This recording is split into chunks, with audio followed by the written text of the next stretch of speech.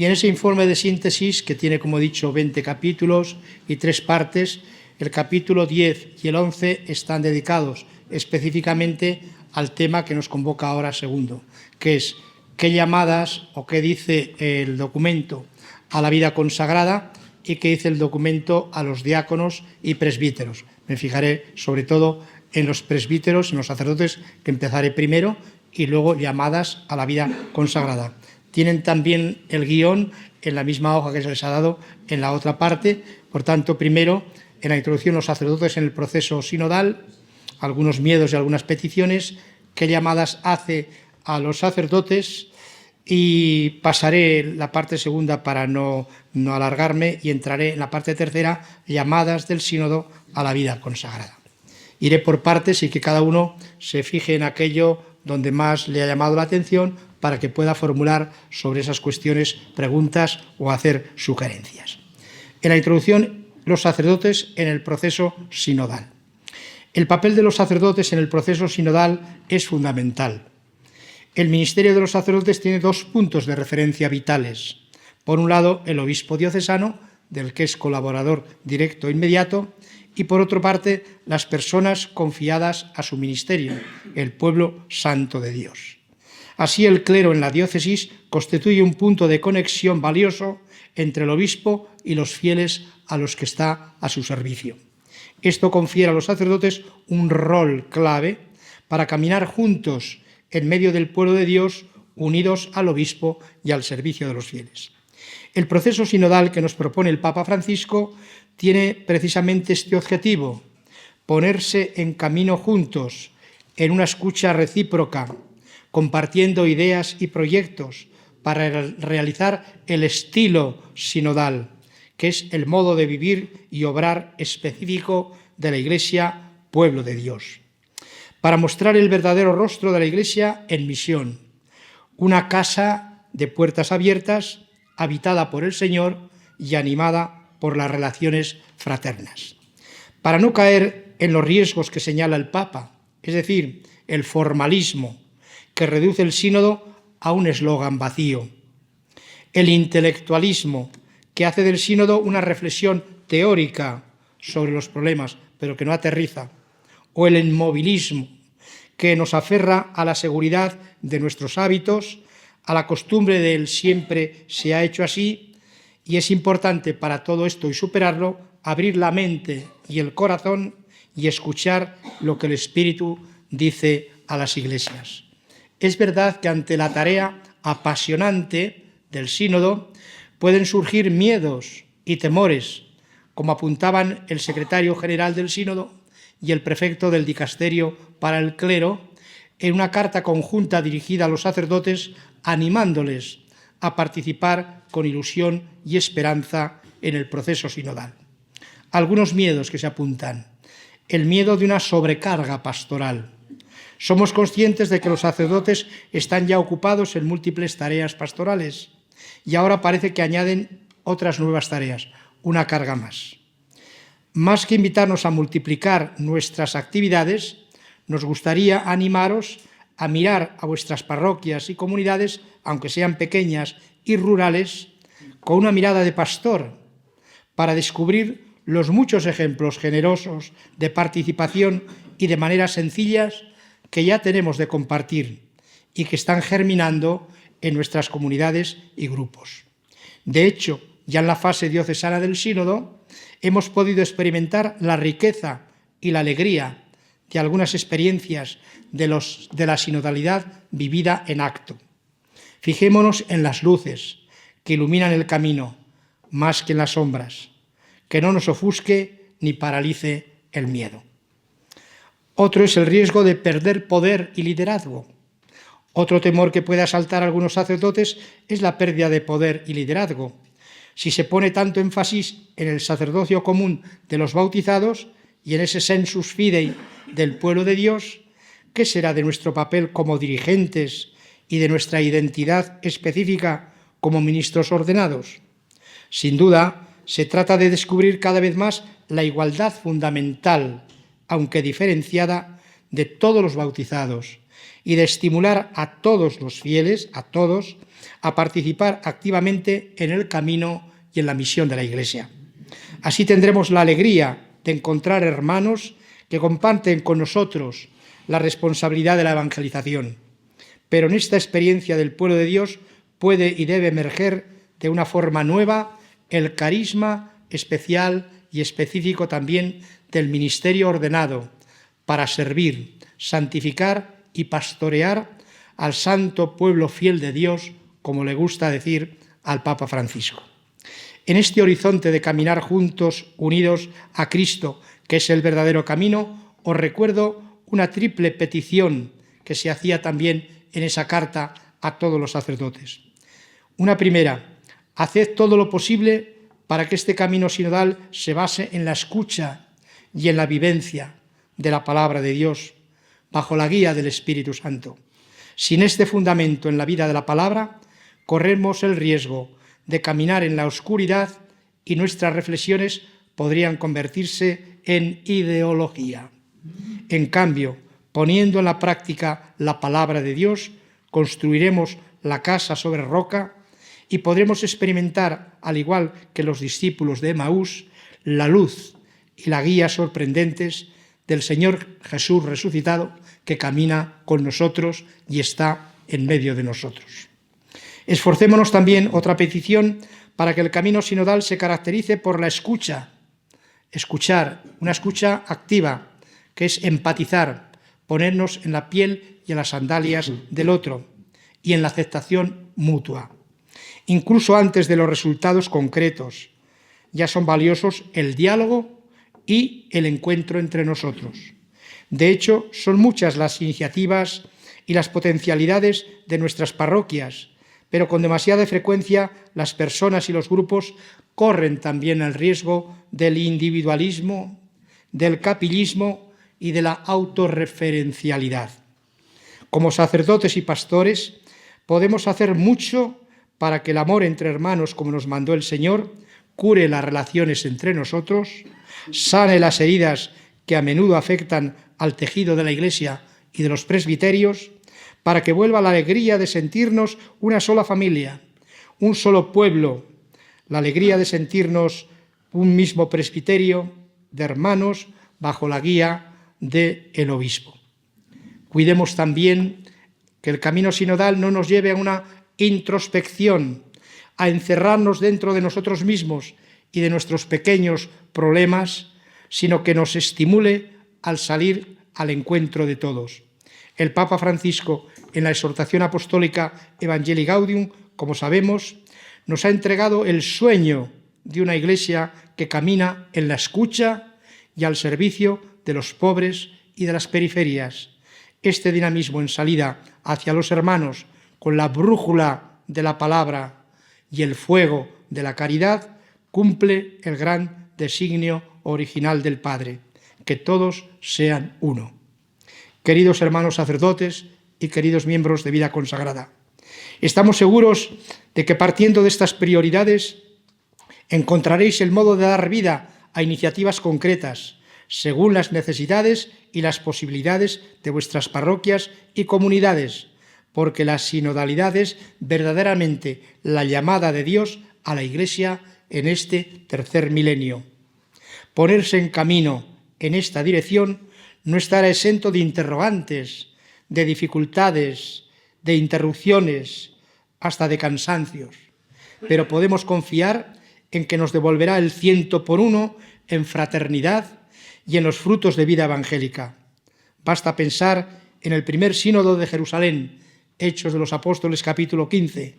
¿Quién sabe cuánto esfuerzo hubo detrás?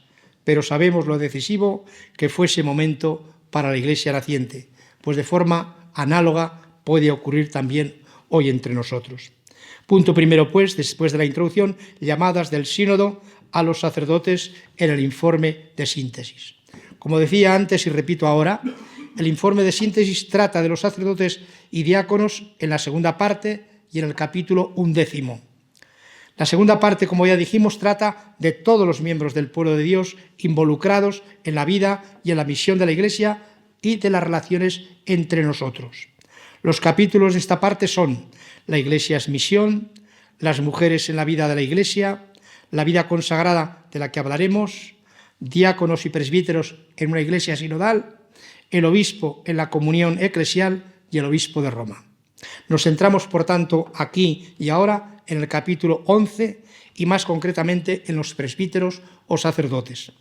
Este capítulo trata de situar el ministerio ordenado de los sacerdotes en su relación con los ministerios que nacen del bautismo, en una perspectiva sinodal en misión. Ahora pretendo hacer algunos subrayados de los principales apartados de este capítulo 11. Primero, reconocimiento y gratitud a los sacerdotes. El documento final alude al Concilio Vaticano II, al afirmar que los presbíteros son los principales colaboradores del obispo y hacen con él un único presbiterio, Lumen Gentium número 28. A ellos, la Asamblea General del Sínodo, nosotros, los padres y madres sinodales, les expresamos ante todo el profundo agradecimiento, conscientes de que pueden experimentar soledad y aislamiento, y recomienda a las comunidades cristianas, al pueblo santo fiel de Dios, que apoyen a sus curas, a sus sacerdotes, con la oración, con la amistad y con la colaboración. A veces se pega bastantes palos sin razón a los curas, a los sacerdotes, y no se dan cuenta del sacrificio, el esfuerzo, la generosidad que están haciendo, y más en diócesis rurales. Yo provengo de Soria, Osma Soria, que es como Teruel, son hermanas gemelas.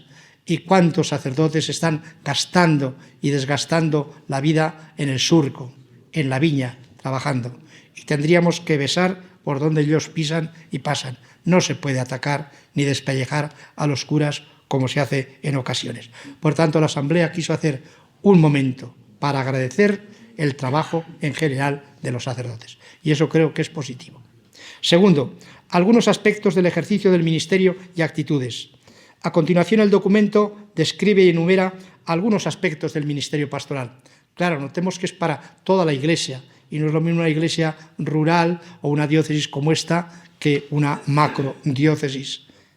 Pero se habla del servicio a las parroquias, de la tarea de la evangelización, de la cercanía que hacen a los pobres y a los emigrantes, del compromiso también en ocasiones con el mundo de la cultura y la educación, la misión a Cientes, porque ha enviado también muchos sacerdotes en la misión a Cientes, la investigación teológica, la animación de centros de espiritualidad y otros muchos.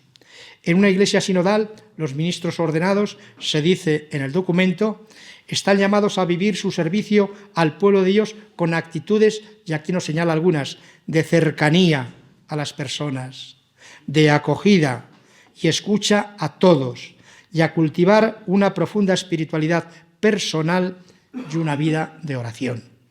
Sobre todo están llamados a repensar el ejercicio de la autoridad desde el modelo de Jesús, que a pesar de su condición divina se rebajó, tomando la condición de esclavo y pasando por uno de tantos. Himno de Filipenses 2, 5, 11. La Asamblea reconoce que muchos presbíteros, con su entrega, hacen visible el rostro de Cristo, buen pastor y siervo, y son sacerdotes, pastores y sacerdotes servidores. El Papa ahora recientemente les dirigía a un grupo de sacerdotes hispanos que trabajan en los Estados Unidos el día 16 del mes pasado. Sean curas para la gente, no oficinistas de lo sagrado. Primero la gente, luego el horario. Creo que vosotros esto, gracias a Dios, lo cumplís bien, por lo que sé yo de los hermanos sacerdotes. Otro punto que se trató fue el de clericalismo y cómo superarlo, porque ese tema salió mucho en la fase sinodal, en la fase continental y ha salido también ahora. En relación con el ejercicio del ministerio se subraya que el clericalismo es una fuerza que aísla, que separa y que debilita una iglesia sana, y se indica la formación como el camino privilegiado para superarlo eficazmente, ya desde la formación en los seminarios y en las casas de formación. Dice textualmente el documento: un obstáculo al ministerio y a la misión proviene del clericalismo. Este nace de una mala comprensión de la llamada divina, que lleva a concebirla como un privilegio que no como un servicio, y se manifiesta en un estilo de poder mundano que rehúsa dar razones a los demás. Esta deformación del sacerdocio debe ser combatida desde las primeras fases de la formación, gracias a un contacto vivo diario con el pueblo de Dios y una experiencia concreta de servicio a los más necesitados. Y pone ahí el tema que también hay clericalismo en los laicos. Desafortunadamente, el clericalismo es una actitud que puede manifestarse no solo en los curas, sino también en los laicos. Otro tema que sale es la relación del sacerdote con los demás.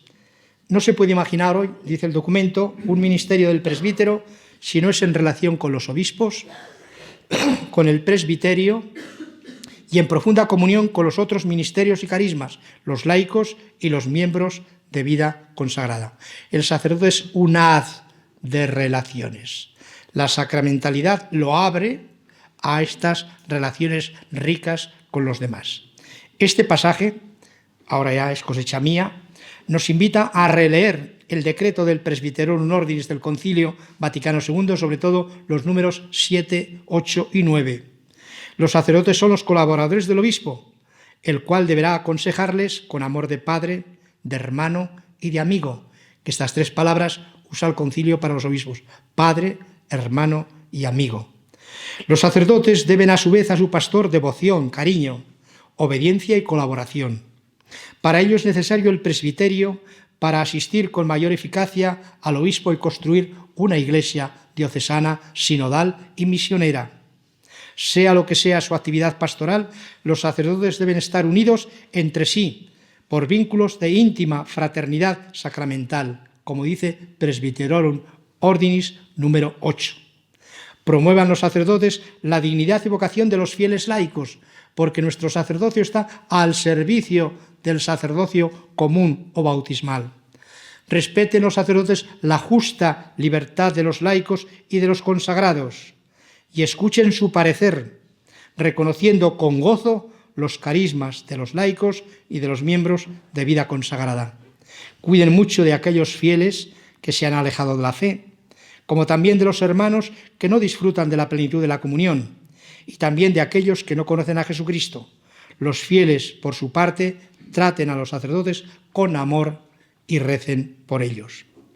Los sacerdotes deben escuchar a los laicos, todos llamados a la santidad en virtud de la vocación bautismal, el testimonio de los catequistas, la sencillez de los niños, el entusiasmo de los jóvenes, las preguntas que nos hacen los jóvenes y sus peticiones, los sueños de los ancianos, su sabiduría y su memoria.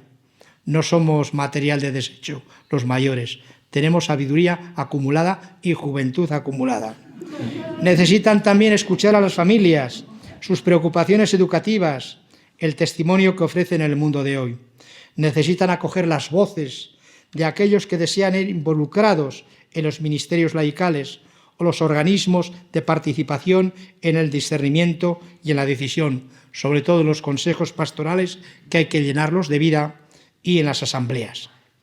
Otro apartado de este capítulo es la formación de los sacerdotes y de los candidatos, la formación y la formación, que está resonando por activa y por pasiva, es algo transversal. La conciencia de las propias capacidades y también de los propios límites es un requisito para comprometerse en el ministerio ordenado en un estilo de corresponsabilidad, por lo que la formación humana primero, debe garantizar un recorrido de conocimiento realista de sí mismo, un conocimiento que integre la dimensión cultural, espiritual, apostólica, comunitaria. En tal recorrido no hay que minusvalorar la aportación de la familia de origen, de donde provenimos, y la de la comunidad cristiana en la que el joven ha madurado su vocación y de otras familias que acompañan su crecimiento. Abundando en este tema de la formación, la Asamblea Sinodal ha insistido mucho en diversos pasajes en la formación en los seminarios, como os decía.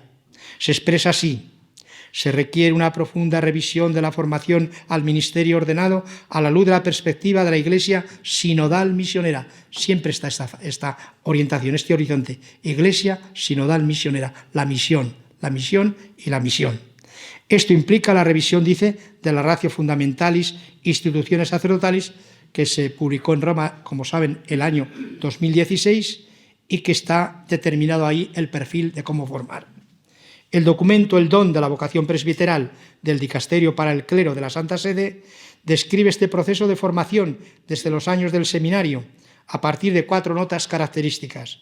Una formación única, es todo un proceso continuado, una formación integral que abarca todos los aspectos, formación comunitaria y misionera, con el fin de ofrecer una formación sacerdotal capaz de responder a los retos y desafíos de hoy.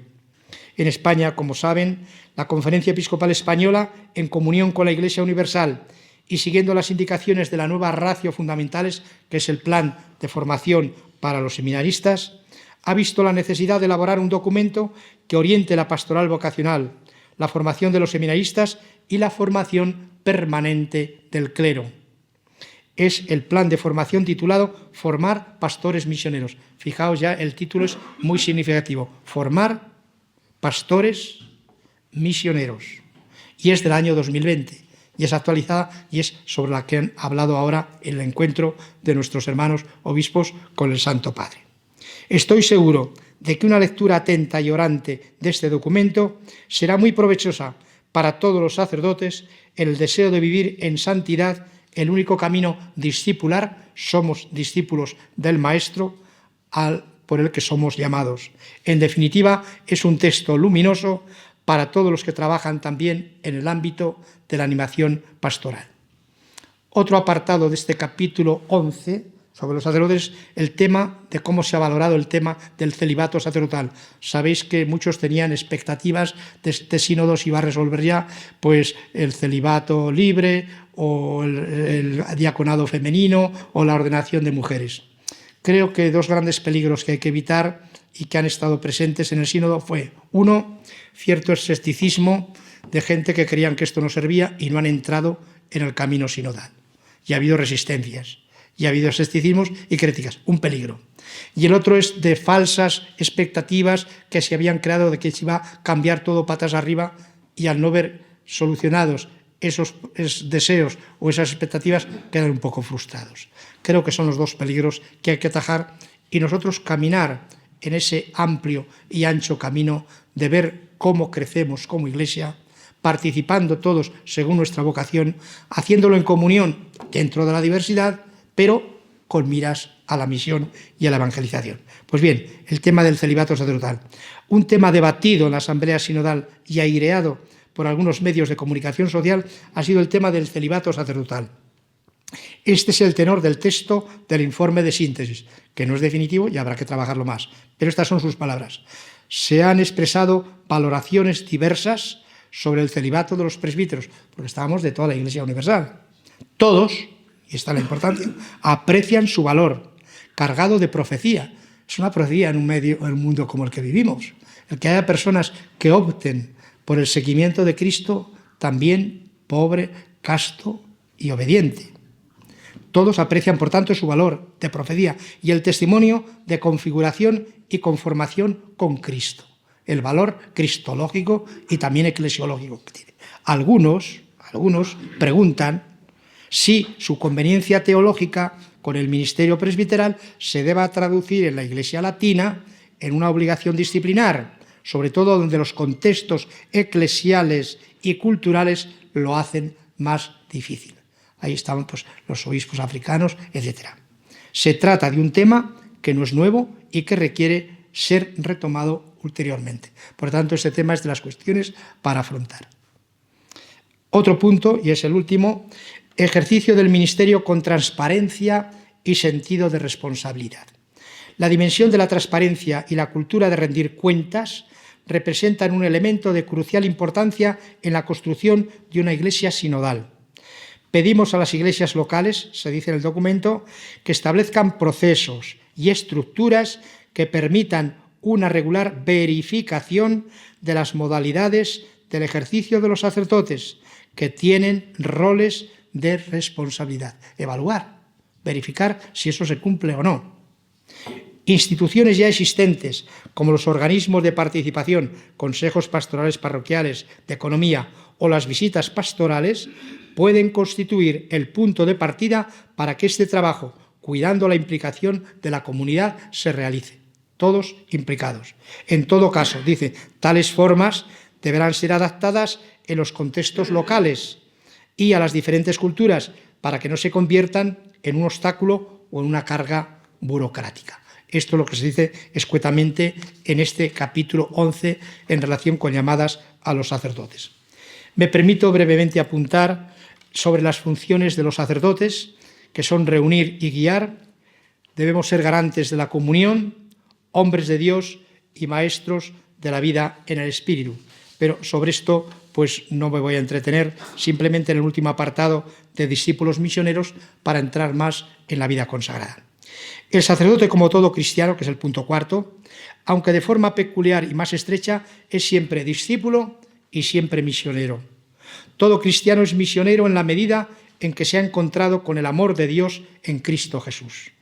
Ya no decimos que somos discípulos primero y luego misioneros, sino que somos siempre discípulos misioneros, como afirma el Papa Francisco en la exhortación apostólica Evangelii Gaudium número 120. Si no nos convencemos primero, si no veamos primero a los primeros discípulos, quienes inmediatamente después de conocer la mirada de Jesús salían a proclamar gozosos: hemos encontrado al Mesías. Precisamente hoy es la fiesta de San Andrés, y Andrés con Juan, discípulos de Juan el Bautista, al ver pasar al Maestro, siguieron a Jesús. Y tan pronto como se encontraron con él, se convierten en discípulos misioneros. Andrés se encuentra con su hermano Pedro y le dice: hemos visto al Señor, y lo llevó a Jesús, para que Jesús luego lo fuera educando en el camino del discipulado. Lo mismo ocurre con la samaritana, que después de tener el encuentro en el pozo de Jacob, vuelve al pueblo y es misionera, y después los lleva a Jesús, que ya creen a Jesús y no tanto a ella. Y lo mismo ocurrió con Pablo de Tarso. Nuestro ministerio sacerdotal nos tiene que hacer vivir desde esta conciencia que somos discípulos misioneros. Ser sacerdote, ser apóstol, enviado con la misma misión del Hijo de Dios enviado por el Padre. De hecho, en esta misma misión es enviada la Iglesia entera como cuerpo de Cristo, unida a Él para continuar y hacer presente esta misma tarea. Es la misión de Cristo y de la Iglesia que se halla en la esencia y en la entraña de nuestro ministerio y que después se concreta en la triple dimensión: profética o evangelizadora, sacerdotal o sacramental y real o pastoral. Pasamos, para que nos dé tiempo, me dirijo a vosotros, queridos hermanos y hermanas de la vida consagrada, religiosos y religiosas. Interpelados por la comunión, la participación y la misión. La vida consagrada en sus diversas formas y carismas, que es muy rica en la Iglesia, está llamada a participar en el sínodo y debe sentirse interpelada por las tres palabras, que son los pilares y los ejes vertebradores del sínodo: por la comunión, la participación y la misión. En el proceso sinodal debe haber una mutua colaboración de la vida consagrada con los obispos y con todos los otros miembros del pueblo de Dios, sacerdotes y laicos, pero dentro de la eclesiología de comunión que promueve, como sabemos, el Concilio Vaticano II. El pueblo de Dios es comunión de personas, donde cada uno vive la propia vocación en los diferentes estados de vida: sacerdotal, laical, vida consagrada o religiosa. La relación entre los diversos miembros de la vida consagrada se ofusca cada vez que desaparece el horizonte de la misión. Nos quedamos en nuestros problemas domésticos, en nuestras críticas, en nuestros recelos, en nuestras murmuraciones, y no nos lanzamos a la misión. Una comunidad tiene más vida cuando está impactada por la pasión de evangelizar. Entonces se acaban muchas gripes y muchos problemas domésticos. La pasión por la misión simplifica la vida de la Iglesia y nos hace mirar a lo importante y a lo esencial. Por eso dice el Papa en Evangelii Gaudium 49: salgamos a ofrecer a todos la vida de Jesucristo. No quiere una Iglesia preocupada por ser el centro y que termine clausurada en una maraña de obsesiones y procedimientos. Si algo debe inquietarnos santamente y preocupar nuestra conciencia es que tantos hermanos nuestros vivan sin la fuerza, la luz y el consuelo de la amistad con Jesucristo, sin una comunidad de fe que los contenga, sin un horizonte de sentido y de vida. Estas palabras del magisterio del Papa Francisco interpelan con fuerza la misión profética de la vida consagrada, que encuentra en el seguimiento de Cristo, en la sequela Christi, el desarrollo de su identidad más específica. La vida consagrada ahora en el informe de síntesis. Se trata, como digo, en el capítulo 10, dentro de la segunda parte. Ofrezco también, como hemos hecho en el capítulo de los sacerdotes, algunos puntos del documento final, pero simplemente haciendo subrayados. Y son aquí ahora un decálogo. Antes era un heptálogo. La Iglesia agradece también el don de la vida consagrada, como a los sacerdotes. Y dice el texto, en el curso de los siglos, la Iglesia siempre ha experimentado el don de los carismas, gracias a los cuales el Espíritu Santo la hace rejuvenecer y la renueva, desde los más extraordinarios a los más sencillos y ampliamente difundidos.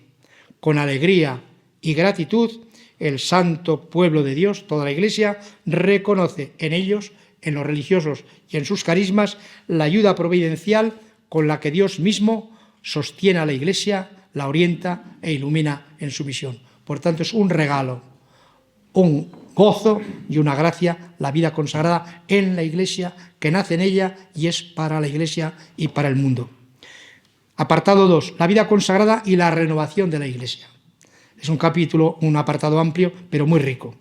La dimensión carismática de la Iglesia tiene una manifestación particular en la vida consagrada, con la riqueza y variedad de todas sus formas. Su testimonio ha contribuido en todo tiempo a renovar la vida de la comunidad eclesial, revelándose como un antídoto respecto a la frecuente tentación de la mundanidad. Las diferentes familias religiosas, las que estáis aquí y otras muchas, muestran la belleza del seguimiento del Señor sobre el monte de la oración, vida contemplativa, sobre los caminos del mundo, vida apostólica, y en las formas de frontera de los desafíos culturales. La vida consagrada, más de una vez, ha sido la primera en intuir los cambios de la historia y de acoger las llamadas del Espíritu. También hoy la Iglesia necesita vuestra profecía. El Papa Francisco insiste que lo propio de la vida consagrada no es seguir más de cerca y de forma radical a Jesucristo, que esto lo tenemos todos por el bautismo. Tenemos que seguir de cerca y de forma radical. Lo propio y característico es el sentido de profecía que tiene la vida consagrada en nuestro mundo, sobre todo secular. Y continúa este número. La comunidad cristiana mira con atención y gratitud las experimentadas prácticas de vida sinodal y de discernimiento en común que las comunidades de vida consagrada han madurado durante siglos. Se dijo que podíamos aprender de ellos, porque las comunidades, por ejemplo, monásticas, practican mucho la vida sinodal, diariamente en sus reuniones. También la vida religiosa apostólica en sus capítulos provinciales, cuando disciernen a la luz del Espíritu por dónde quiere guiar a la comunidad. Ahora están atravesando momentos de encrucijada, son menos envejecidos, pero no debe faltar el ardor religioso, y lo que pide el Señor no es el número, sino la fidelidad a la vocación a la que han sido llamados. Y eso lo hacen en un ejercicio también de discernimiento sinodal. Por tanto, toda la Iglesia, también nosotros, podemos aprender de la vida consagrada. El tercer capítulo es el florecimiento de asociaciones laicales, movimientos apostólicos y nuevas comunidades de forma consagrada. Estas asociaciones, movimientos y nuevas comunidades son un signo precioso, dice el documento, de la maduración de la corresponsabilidad de todos los bautizados. Su valor consiste en la promoción de la comunión entre las diferentes vocaciones, en el impulso con el que anuncian el Evangelio, en la proximidad a quienes viven una marginalidad económica o social y en el compromiso por la promoción del bien común. Son con frecuencia, dice el texto, modelos de comunión sinodal y de participación en vistas a la misión. Creo que la vida consagrada es una riqueza. ¿Qué sería de una diócesis sin la vida consagrada? Pero hay una sombra. También los abusos de diverso tipo, como en el clero. Los casos de abusos de distinto género, dice el documento, que dañan a las personas consagradas y a los miembros de las asociaciones laicales, apunta a un problema en el ejercicio de la autoridad, como prepotencia, como poder, y requiere, dice el documento, intervenciones decididas y apropiadas. Punto quinto, la relación entre los dones jerárquicos y carismáticos. Los dos se necesitan, pero el servicio jerárquico está como discernimiento para orientar los debidos carismos.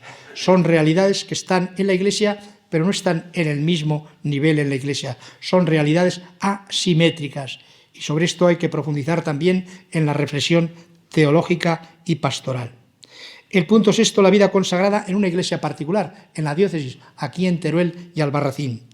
La variedad de expresiones carismáticas dentro de la iglesia subraya el empeño del pueblo fiel en vivir la profecía de cercanía a los últimos y de iluminar la cultura con una más profunda experiencia de las realidades espirituales. Se necesita profundizar en qué modo la vida consagrada, las asociaciones laicas y los movimientos eclesiales y las nuevas formas de vida consagrada puedan poner sus carismas al servicio de la comunión y de la misión de la Iglesia locales, contribuyendo a hacer progresar hacia la santidad gracias a su presencia que es profética. No tanto mirar por lo que hacen en la diócesis, que muchas veces ya son mayores y no pueden hacer como hacían antes, sino en lo que son, que es más importante el ser que el hacer. Son un signo profético, son un signo carismático, son un regalo de Dios. Punto séptimo, revisión del documento Mutuas Relaciones. Como saben, en el año 1978, los dos dicasterios entonces, el de obispos y el de religioso, elaboraron unos criterios directivos para favorecer las relaciones mutuas. Ahora se ha tratado de revisar, se ha entregado al Papa un borrador, parece que es un poco largo y extenso y poco práctico, pero se quiere retomar en esta clave sinodal que estamos e implicando a todos los miembros y ampliando las relaciones no solo obispos y vida consagrada, sino obispos, vida consagrada, laicos, en definitiva, todo el pueblo de Dios. Por tanto, se trata de ampliar el horizonte. Punto octavo, encuentros de conferencias episcopales y de superiores mayores para promover la colaboración con espíritu sinodal.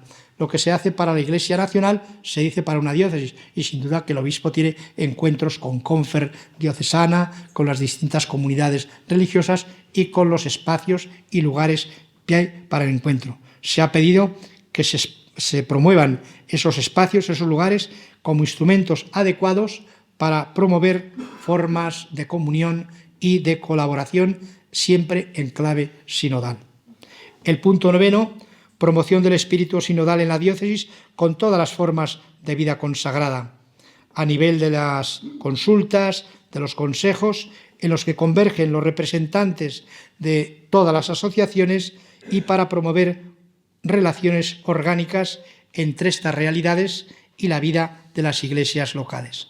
Y finalmente, la dimensión carismática que esté presente en la formación teológica de los seminarios y de los sacerdotes. En los itinerarios de formación teológica en todos los niveles, sobre todo en la formación de los ministros ordenados, dice el documento, verifíquese la atención prestada a la dimensión carismática de la Iglesia y donde sea necesario que se refuerce. Por tanto, que esté presente en los planes de formación. Ahora, en el punto tercero, ya hablo yo algo de mi propia cosecha. Cómo mejorar en clave sinodal las relaciones con las personas consagradas y los diversos miembros. Yo he estado 10 años en la Congregación para los Institutos de Vida Consagrada y Sociedades de Vida Apostólica y pertenezco ahora todavía a la Comisión Episcopal para la Vida Consagrada. Por tanto, puedo hablar con conocimiento de causa. Me permito hacer ahí estas sugerencias. Primero, que os sintáis familia diocesana. Los religiosos, aun perteneciendo a institutos de derecho pontificio, han de sentirse verdaderamente miembros de la familia diocesana y han de adaptarse a ella, sin que suponga pérdida del impulso misionero ni atente contra la unidad e índole propia de cada instituto. El carisma propio no dispensa a las personas consagradas de convivir con el resto de la diócesis y de actuar según la propia vocación en estrecha colaboración con las instituciones diocesanas bajo la dirección y la autoridad del obispo. Segunda sugerencia o recomendación: conocimiento y aprecio mutuos. No se ama, no se quiere lo que no se conoce. La vida consagrada experimenta a veces la sensación de no ser suficientemente conocida por el clero diocesano. El peligro que deriva de ello es reducir la vida consagrada a su dimensión funcional, en tanto en cuanto hacen los apreciamos, en tanto valor a los religiosos en cuanto que me resuelven determinadas papeletas. Hay que observar, por otra parte, que algunas personas consagradas tienden a ignorar también a los sacerdotes y a las programaciones pastorales de la diócesis en nombre de la pertenencia a su propia familia. Por eso es necesario encuentros para conocernos, para querernos, para apreciarnos mutuamente. Por eso me parece muy acertado que hoy la presentación del sínodo la ha hecho vuestro obispo, don José Antonio, juntos, consagrados y sacerdotes. Es un signo de sinodalidad que debe propiciarse cada vez más. Y tercero, la fraterna colaboración. Es necesario fomentar la fraternización y los vínculos de cooperación entre el clero diocesano y las comunidades religiosas. Por eso hay que dar importancia a todo lo que favorezca, aunque sea en plan sencillo, la confianza recíproca, la solidaridad apostólica y la concordia fraterna. Y concordia es de latín, concorde, con un mismo corazón. Esto servirá en realidad no solo para robustecer el sentido auténtico de la Iglesia diocesana, sinodal y misionera, sino también estimulará a cada uno para que de buen grado preste los servicios que pueda, para incrementar el deseo de cooperación y para amar la comunidad humana y eclesial en que se haya inserto y sienta a la diócesis como casa y como hogar de su propia vocación, como su propia familia. Pues bien, como decía antes y acabo, repito, con esa llamada a la esperanza, para que entre todos, con la luz y la fuerza del Espíritu y el riego de su gracia, promovamos cada vez más una diócesis sinodal y misionera. Sin duda que ya lo sois, pero todo en la Iglesia es germen e inicio del reino. Tenemos que germinar, cultivar esa semilla y crecer en sinodalidad. Muchas gracias y he cumplido los tiempos. Perfecto.